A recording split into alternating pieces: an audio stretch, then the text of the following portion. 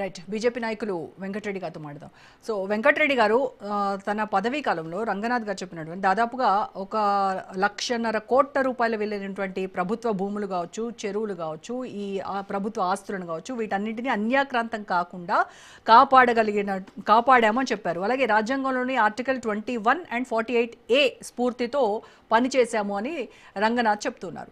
ఎందుకు మరి బీజేపీ అసలు హైడ్రా అనేటువంటి సంస్థనే రద్దు చేయాలి అనేటువంటి ఒక డిమాండ్ని తెర మీదకి తీసుకొచ్చింది? ఏంటి హైడ్రాతో జరుగుతున్నటువంటి నష్టం ఏంటి?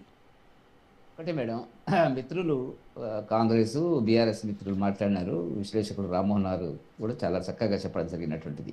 ఇప్పుడు నేను అంటున్నది ఏంటంటే, హైడ్రా అనేటువంటి దాన్ని ఒక ఆయుధంగా ఉపయోగించుకొని చేసినటువంటి అక్రమాలు కానీ, అవినీతి కానీ, కేటాయింపులు కానీ, వీటన్నిటిని 9.5 సంవత్సరాల బీఆర్ఎస్ పాలనలో ఏం జరిగిందో కాంగ్రెస్ చెప్తుంది, కాంగ్రెస్ పాలనలో ఏం జరుగుతుందో బీఆర్ఎస్ చెప్తుంది.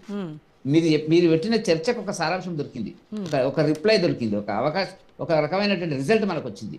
ఈ రెండు పార్టీలు అక్రమాలు, అవినీతి, భూమి కేంద్రంగా పనిచేస్తాయి, స్వార్థ ప్రయోజనాల కోసం, రాజకీయ ప్రయోజనాల కోసం అవినీతి కోణం లోపల పనిచేస్తాయి అనేటువంటి చాలా స్పష్టంగా కనపడ్డది. ఇప్పుడు దీంట్లో మేము చెప్పేటువంటి మేమే పాలించలేదు తెలంగాణని, మేము చేసినటువంటిది ఏం లేదు.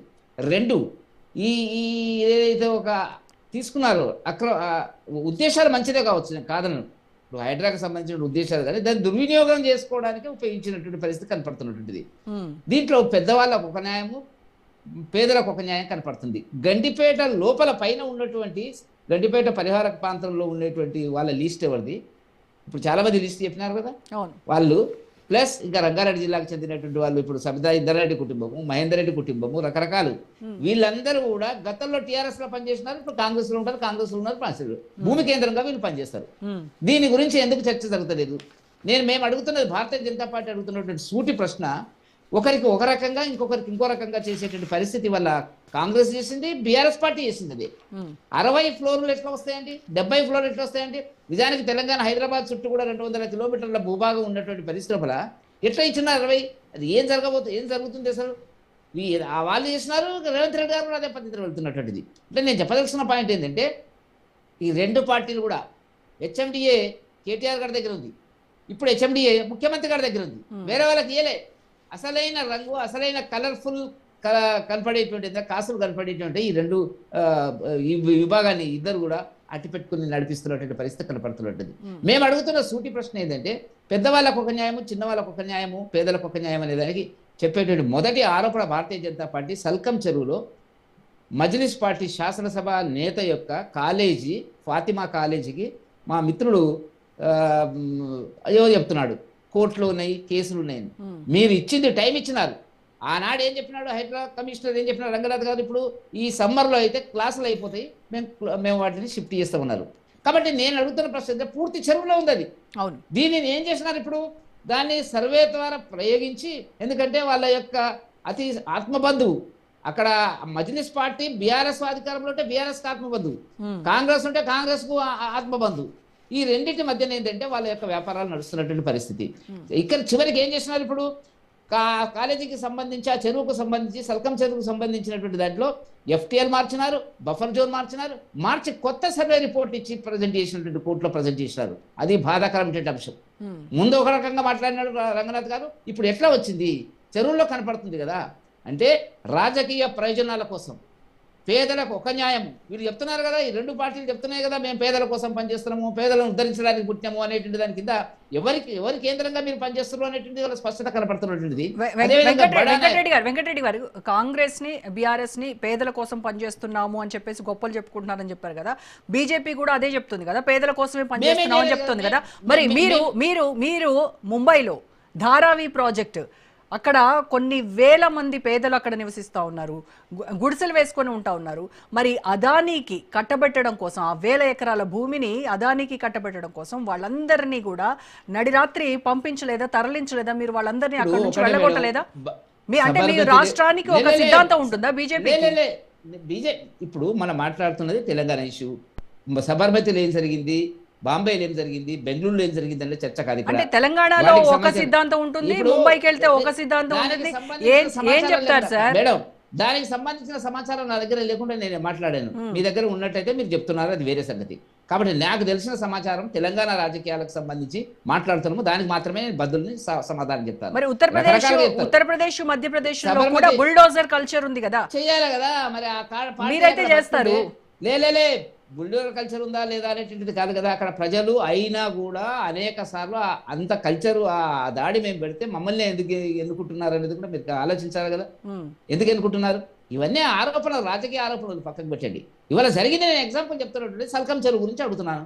మీరు చెప్పండి సమాధానం. పోనీ వాళ్ళు చెప్పకపోతే ఎందుకు ఆపినారు అనేటువంటిది, ఎందుకు మాట్లాడలేకపోతున్నారు? నోట్లకెళ్ళి మాట ఎందుకు వస్తలేదు? ధరణి అన్నారు, భూభారతి అన్నారు, 1000 కోట్లు మాయమైపోయింది అన్నారు రేవంత్ రెడ్డి గారు. ఎక్కడ పోయి నేను అడుగుతున్నాను. ఇవంతా కూడా మ్యాచ్ ఫిక్సింగ్. ఒక్క కేసు కూడా పెట్టరు. మీకు కాళేశ్వరంలో అదే జరిగింది, ఈ కార్ రేసింగ్లో అదే జరిగింది, విద్యుత్ శక్తి కొనుగోలు అదే జరిగింది, మరి ఇట్లా ఫోన్ ట్యాపింగ్లో అదే జరిగింది, ఇప్పుడు ఇదే జరుగుతుంది. చెప్పాడు కదా రేవంత్ రెడ్డి గారు, గాలికి గజ్జగట్టుకొని చెప్పినటువంటి విషయాలు మనకు స్పష్టంగా ఉన్నాయి కదా.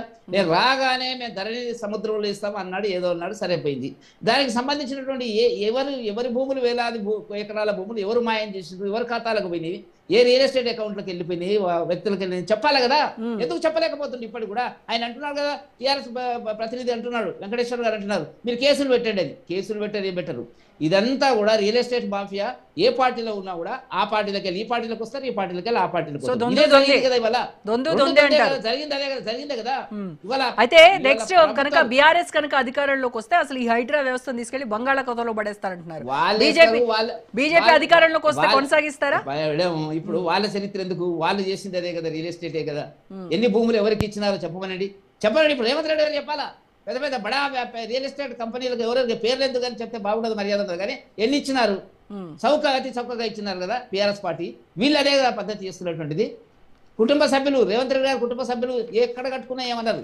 కాబట్టి దానికి మన చరణ్ కౌశిక్ గారు ఏం చెప్తున్నారు, కోర్టులో కేసులు ఉంటాయి కేసులు చాలా మంది అక్కడ ఆ పార్టీలో ఉన్నాయి, ఈ పార్టీలో కూడా రియల్ ఎస్టేట్ డిఎన్ఏ ఒకటే.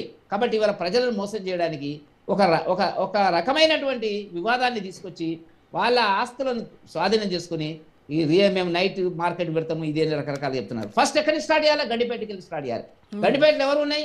ఏ పార్టీలకు అతీతంగా చెప్తున్నాం. భారతీయ జనతా పార్టీ ఉండని, కాంగ్రెస్ ఉండని, టీడీపీ ఉండని, బీఆర్ఎస్ ఉండని, ఎవరైనా ఉండని, వాటి గురించినటువంటి ఇన్ఫర్మేషన్ ఎందుకు ఇవ్వలేకపోతున్నారు? మూసి కింది భాగం అంటే ఏదైతే స్టార్ట్ అవుతుందో, గండిపేట స్టార్ట్ అయినాక ఉండేటువంటి ఎక్కడైతే ఉన్నదో వాళ్ళ భూముల మీద కాన్సన్ట్రేట్ చేసి వాళ్ళ మీద దాడి పెట్టేటువంటి పరిస్థితి వాళ్ళ కనపడుతున్నటువంటిది. కాబట్టి ఇవాళ రాజకీయ ఉద్దేశాలు, ఆర్థిక ప్రయోజనాలు, అంతర్జాతీయ ప్రయోజనాలు, వాటి కేంద్రంగా ఇవాళ రెండు పార్టీలు, కాంగ్రెస్ బీఆర్ఎస్ పార్టీ పనిచేసి ప్రజలను మోసం చేసేటువంటి ఒక డ్రామా కింద కనపడుతుంది తప్ప ఒక్క కేసు ఇంతవరకు 32 నెలలు అయింది. ఏ ఒక్క కేసులో కూడా ఏది బీజేపీ కూడా అది కాంగ్రెస్ ప్రభుత్వ పరిపాలన వైఫల్యమే అంటారా? ఏది ఇప్పుడు జరిగేది అంత ఇది మరి అంతే కదా. వాళ్ళని సొక్కమా భూములు గండిపేటలో ఆక్రమించిందే వాళ్ళు కదా. గండిపేటలో అందరిగా ఉన్నాయి కదా. ఆస్తులకు ఆక్రమించేటప్పటికి బెదిరించేటప్పటికి ఆ పార్టీ ఈ పార్టీ అనేది ఏం లేదు. అన్ని పార్టీలు అధికారంలో ఉన్న వాళ్ళు అన్ని చేసినటువంటి మోసాలు మనకు కనపడుతున్నటువంటి అంశమే కదా. వాటి మీద చర్చ జరగాలి కదా. వాటి మీద చర్చ జరగకుండా చెప్పకుండా ఇప్పుడు నేను అడుగుతున్న మొదటి ప్రశ్న ఒకటే మేడం, ఒకటి ధరణిలో ఉండేటువంటి ల్యాప్సెస్ ఎందుకు చెప్పలేకపోయినాడు రేవంత్ రెడ్డి గారు అనేటువంటిది మాట్లాడినాడు కదా, ఎందుకు చెప్పలేకపోతున్నాడు? సల్కం చెరువు గురించి ఎందుకు చెప్పకపోతున్నాడు? సన్నాయి నొక్కులు నొక్కుతున్నారు, కోర్టులో కేసులు ఉన్నాయి కాబట్టి పక్కకు పెట్టామని. ఈ పొంగులేటి శ్రీనివాసరెడ్డి గారి మీద కేసు ఉంటుంది, వివేక్ వారి మీద కేసు ఉంటుంది, ఇంకా రకరకాల వ్యక్తుల మీద కేసు ఉంటుంది. మరి రంగారెడ్డి జిల్లాకు సంబంధించినటువంటి నాయకుల పేర్లు ఎందుకు రావడం లేదు? కాబట్టి ఆ పార్టీ ఈ పార్టీ అని కాదు. ఇప్పుడు వాళ్ళు ఒక వర్షం చెప్పినారు, ఒక పార్టీ చెప్పినారు. ఇప్పుడు బీఆర్ఎస్ లో ఉండేటువంటి వాళ్ళు చేసినటువంటి దురాగతాలు, ఆక్రమణలకు సంబంధించినటువంటి అంశాలు కూడా చర్చకు రావాలి కదా.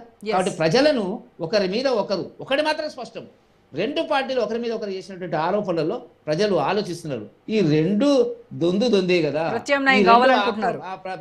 రెండు కూడా చేసింది ఇదే కదా. వాళ్ళే చెప్పుకుంటున్నారు, వాళ్ళు ఇచ్చిన వాళ్ళు అధికారపూర్వకంగా చెప్తున్నారు.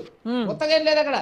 ఇప్పుడు మేము భారతీయ జనతా పార్టీ అంటే మేము అధికారం లేదు, మేము ఒక విమర్శ చేస్తే వాడికి ఆధారాలు లేవని మీరు కొట్టే పడేయచ్చు. కానీ వాళ్ళు చెప్తున్నటువంటి పేర్లతో సహా చెప్తున్నారు, ఆధారాలతో సహా చెప్తున్నారు. కాంగ్రెస్ బీఆర్ఎస్ పార్టీ రెండు కూడా సల్కం చెరువు గురించి ఒక డ్రామాలో మేడం ఇక్కడ చాలా స్పష్టంగా ఈ చెరువు అంశం విషయంలో చాలా స్పష్టంగా హైడ్రా రంగనాథ్ గారే చాలా స్పష్టంగా